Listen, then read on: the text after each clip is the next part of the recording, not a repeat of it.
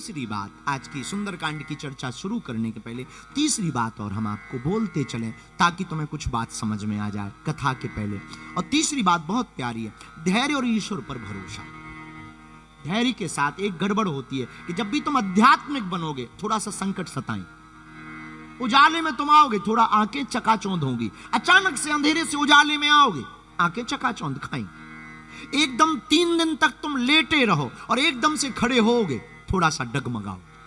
ऐसे ही एकदम से कोट शूर समप्रभा भगवान के दरबार में तुम आओगे, थोड़ा सा संकट तुमको और ज्यादा टॉर्चर करें, नई नई मुसीबतें आएंगी, तब तुम्हारे अंदर जो ख्याल चलता वो बहुत गंदा चलता। इससे अच्छे तो हम पहले ही ठीक थे, आध्यात्मिक नहीं थे, ठीक थे, अब आध्यात्मिक हो गए, बहुत मुसीबतें आ रही, पर उनसे तुम डगमगाना नहीं। ऑस्ट्रेलिया में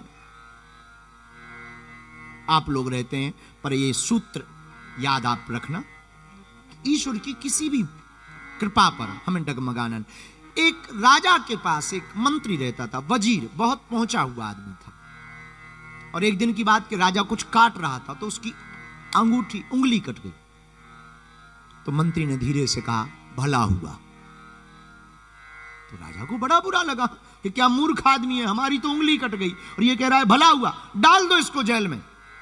तो जैसे ही जेल में मंत्री जाने लगा तो राजा बोला कि कैसा लग रहा, बोले भला हुआ, जेल में गए। इधर राजा दूसरे दिन शिकार खेलने गया, सामने वाले राजा ने आक्रमण करके इसको अकेला समझ करके पकड़ लिया।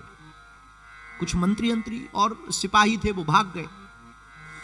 राजा पकड़ा गया तो जो सामने वाला राजा था उसने प्रण लिया था कि अगर मेरे पुत्र होगा तो मैं नर बलि दूंगा, और किस्मत से ये राजा पकड़ा गया मनुष्य की बलि देने के लिए। और जैसे ही मनुष्य की बलि देने के लिए देवी के सामने राजा को बैठाया तो पुजारी ने कहा कि जरा ठीक से देखो राजा का पूरा अंग ठीक है या नहीं, क्योंकि बलि का विधान है कि अगर कोई भी अंग भंग हो तो बलि स्वीकार नहीं होती।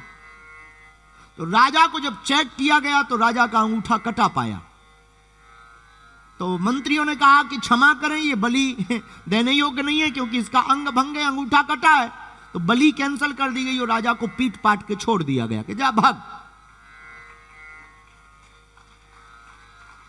आधी तुम्हें बात समझ आ गई पर पूरी समझ लेना। तो मजे की बात है कि राजा वापस भागा हुआ मंत्री के पास आया और मंत्री को पहले खोला। तो तूने ठीक कहा था, मेरे अंगूठा कटने पर भला हुआ, अगर मेरा अंगूठा ना कटता तो आज मैं कट गया था। पर रुको, तुम जो जल्दबाजी कर रहे हैं ऐसे ही वो राजा भी कर रहा था। पर राजा ने थोड़ा धैर्य रखा और राजा ने धीरे से कहा कि मंत्री वजीर एक बात बताओ, मेरा तो भला हुआ अंगूठा कटा पर तुम्हें तो अनायास ही जेल में दंड पाना पड़ा और भयंकर मच्छर काट रहे हों, और हमने दंड ही दिया था कि इसको भयंकर मच्छरों से खिलाओ, ऐसी जगह पर इसको डालो। तो वजीर मुस्कुराकर बोला मेरा तो तुमसे ज्यादा भला हुआ। राजा ने क्या क्या खाक भला हुआ। वजीर मुस्कुराकर बोला सरकार, आज तक जहां तुम थे वहां मैं था या नहीं? बोले हाँ।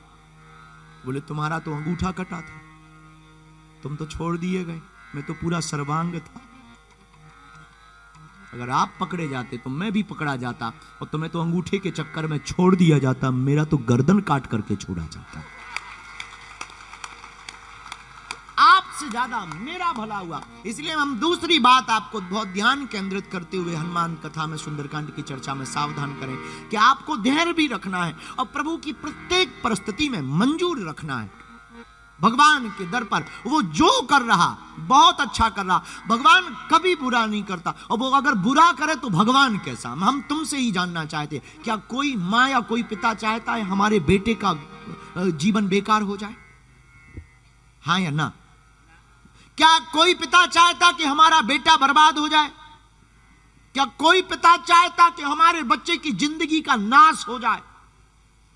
शायद दुनिया का कोई ऐसा बावरा होगा, मूर्ख होगा पिता जो अपने पुत्र का अहित चाहता हो, अपने पुत्र का नाश चाहता हो, अपने पुत्र को बर्बाद देखना चाहता हो। जब संसार का सामान्य सा मिट्टी के पुतले का पिता अपने पुत्र का अहित नहीं चाहता तो वो शाश्वत परम सत्य परम पिता कब अपने भक्तों का बुरा चाहेगा या अहित चाहेगा? वो भी सदा प्रसन्नता चाहता। इसलिए मेरे सिडनी और ऑस्ट्रेलिया में रहने वाले पागलों, तुम अपनी निष्ठा को इतनी दृढ़ता के साथ यहां बनाए रखो मेरे प्रियजनों, कि तुमको जिंदगी में कभी पीछे मुड़ करके नहीं देखना पड़े। हम ये तुम्हें दावे के साथ कहते हैं कि अगर तुमने हनुमान जी के चरण पकड़ लिए तो तुम्हें लौट करके कभी पीछे मुड़ करके नहीं देखना पड़ेगा। हनुमान जी का चारों युगों में प्रताप है। इसलिए आज की कथा के सूत्र तुम्हारे काम के सूत्र हैं। हमें महान बनना है तो हमें तोड़ना नहीं है, जोड़ना है। क्या करना है? और हमको ईश्वर के मार्ग में आकर के सबसे पहले एक नियम करना है, उसका नाम है संयम।